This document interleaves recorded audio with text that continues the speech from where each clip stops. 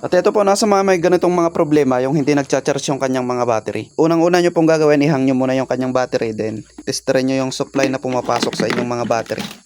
At ito kasing motor na ito, naayos na natin siya mga bossing. Pero i-share ko na lang mga bossing yung technique na ginagawa natin. Kagaya na lang po dito, yan o. Kunyari naka-under yung motor, no. Testerin nyo lang mga bossing yung ano yan, yung positive at negative na yan. Pero kailangan yung gumamit kasi ng multi-tester pag nagto-troubleshoot kayo para mas madaling mahuli yung problema.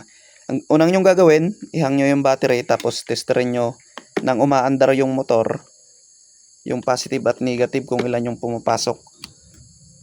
Dapat 12.5, 13 to 14 volts o kaya naman ay pataas mga bossing yung pumapasok na charging dito sa ating battery.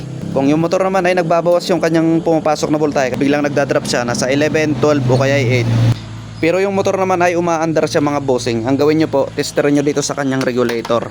Ibig sabihin kasi pag umaandar yung motor natin, good yung kanyang regulator at saka yung kanyang stator coil mga bossing. Ang gawin nyo lang po, testerin nyo yung positive at negative na lumalabas dito sa regulator. Ito kasi naka full wave na ito mga bossing.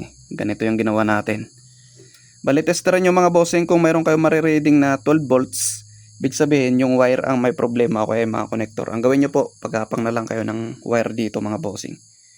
Para mahuli naman kung ano yung salarin, minsan kasi ang nagkakaproblema yung groundings niya o kaya yung kanyang positive. Kagaya na lang po dito yung groundings ang may problema. Ang ginawa ko po, iset nyo yung multi-tester nyo. Ito po kasing habo test na ito mga bossing, automatic na siya. Ang gagawin nyo, ididikit nyo na lang siya. Bahala na siyang magre-reading. Kung ano yung reading nyo, resistance man o kaya voltahe.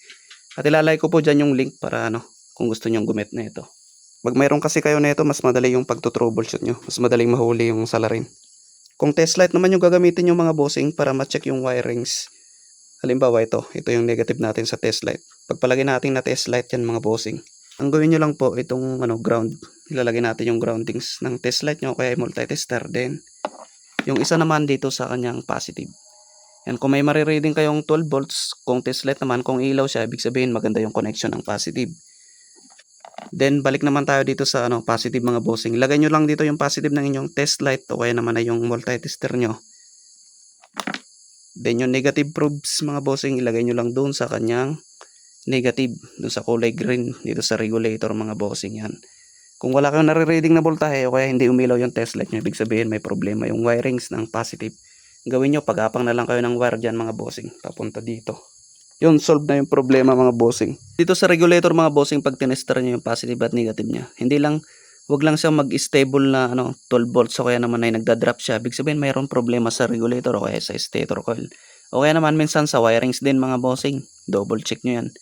Pero pag umaandar naman yung motor natin kahit walang battery, matik yan mga bossing. Mayroong 12 volts na nagpapagana sa mga motor natin, lalo na sa FI mga bossing. Kung mas mababa sa 12 volts yung mga supply ng ating mga motorcycle, check engine na siya, nag-error na siya mga bossing. Kaya yun ang gagawin nyo sa FI mga bossing.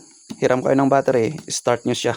Then pag umandar, ibig sabihin dito lang sa wirings mga bossing. Pero pag hindi siya umandar mga bossing at ang bilis niyang ma-lowback, ibig sabihin mayroon ng problema dito sa inyong regulator o kaya naman dun sa kanyang stator. Yun, yung stator at regulator mayroong technique sa pagtitest niyan mga bossing. Sa susunod na lang natin gagawa ng video yan mga bossing. Basta dito lang muna tayo sa charging na umaandar yung motor mga boss. Yun lang po, sana makatulong ang video na to. Ride safe po sa ating lahat. Peace out.